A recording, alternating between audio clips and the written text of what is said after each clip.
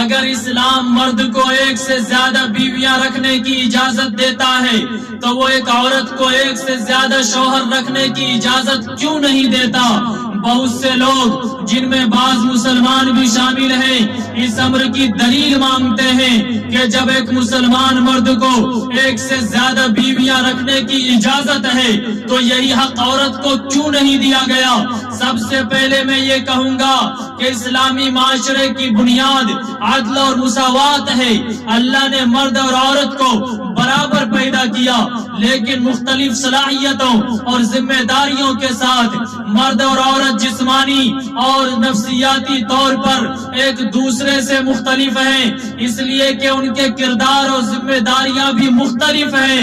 عورت مرد اسلام میں دونوں برابر ہیں، لیکن ہو بہو ایک جیسے نہیں ہیں۔ یہ بات میں نہیں بلکہ قرآن مجید کی سورہ نساء کی آیات 22، 23، 24 میں ان عورتوں کی نشاندہی کی گئی ہے جن سے مسلمان مرد شادیاں نہیں کر سکتے، اور اس سے زیادہ مزید تو یہ ہے کہ آخری آیت 24 کے مطابق ان عورتوں سے بھی شادی ممنوع ہے جو شادی شدہ ہو۔ اب آئیے میں آپ کے سامنے چند نکات پیش کرتا ہوں کہ اسلام عورت کو ایک سے زیادہ بیویاں اور ایک سے زیادہ مرد رکھنے سے کیوں روکتا ہے۔ آئیے سب سے پہلی وجہ آپ کے سامنے پیش کر دوں کہ اگر ایک آدمی کی ایک سے زیادہ بیویاں ہوں تو ان سے پیدا ہونے والے بچوں کے ماں باپ کی آسانی سے شناخت ممکن ہے۔ اس صورت میں بچے کی ماں اور باپ کی پہچان ہو سکتی ہے۔ ایک سے زیادہ شوہر ہونے کی صورت میں پیدا ہونے والے بچوں کی ماں تو معلوم ہوتی ہے مگر باپ کا پتہ نہیں چل سکتا۔ اسلام ماں اور باپ دونوں کی شناخت کو بہت اچھی طریقے سے اور پہچان کو بہت اہمیت دیتا ہے۔ اب آئیے اس جگہ میں آپ کو یہ بتلا دوں کہ ماہرین نفسیات کے نزدیک جو بچے اپنے والدین کو نہیں جانتے، خاص طور پر اپنے باپ کو، وہ بہت زیادہ ذہنی تکلیف، بے چینی اور کشمکش کا شکار رہتے ہیں، اور اکثر ایسے بچوں کا بچپن ناخوشگوار ہوتا ہے۔ یہی وجہ ہے کہ طوائفوں کے بچوں کا بچپن صحت مند اور خوشگوار نہیں ہوتا۔ ایسے تعلق سے پیدا ہونے والے بچے کو جب اسکول میں داخل کرایا جاتا ہے تو اسے 2 یا اس سے زیادہ ناموں کا حوالہ دینا پڑتا ہے۔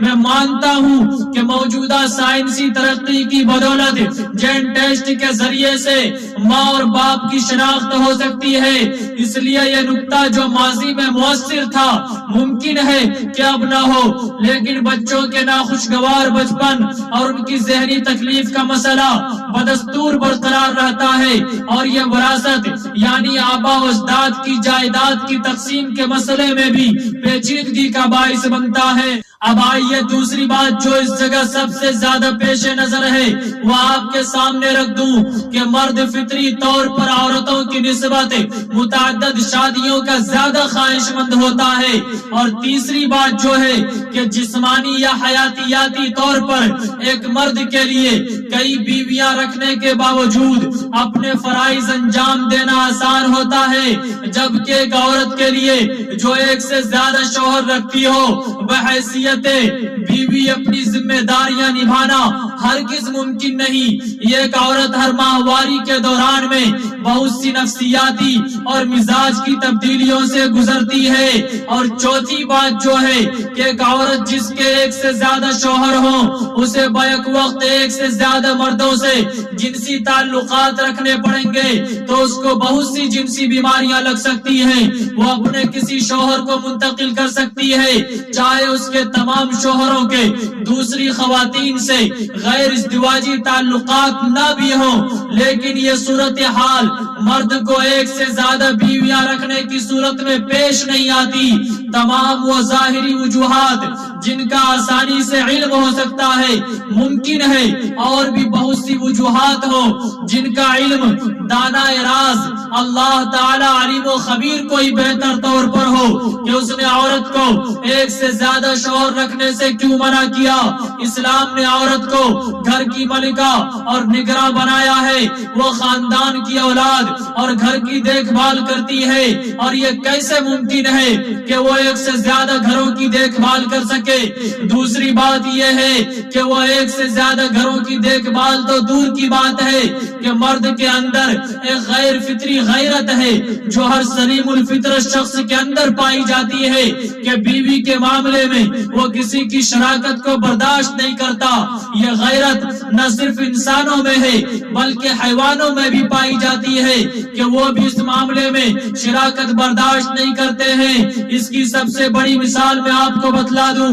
امام بخاری رحمت اللہ علیہ نے عمر بن میمون کے حوالے سے بندروں کے واقعے کی طرف اشارہ کیا ہے.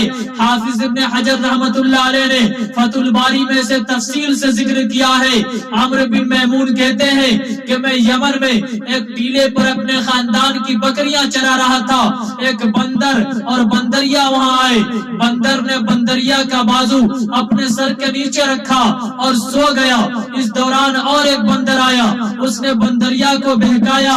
اور آپ سنتے جائیے گا, مزہ بہت آئے گا اور سمجھنے کی بھی ضرورت ہے. اور اس کے ساتھ چلی گئی اور تھوڑا دور جا کر انہوں نے بدکاری کی. پھر بندریا واپس آئی اور اپنا ہاتھ بندر کے نیچے داخل کرنا چاہا تو وہ جاگ اٹھا. اس نے اسے سونگھا اور چلانے لگا. کئی بندر اکٹھے ہو گئے. وہ مسلسل چلائے جا رہا تھا اور اس بندریا کی طرف اشارہ کر رہا تھا. بندر ادھر ادھر گئے اور اس بندر کو لے آئے جس نے بدکاری کی تھی. انہوں نے ان دونوں کے لیے ایک گڑھا کھودا اور انہیں رجم کر دیا.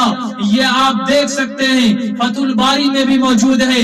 اس طرح خنزیر کے علاوہ تمام جانوروں میں یہ غیرت کی حس موجود ہے.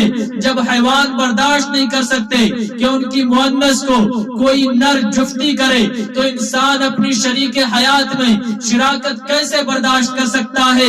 آپ ان چیزوں کو سمجھیے اور لوگوں میں بھی شیئر کیجیے.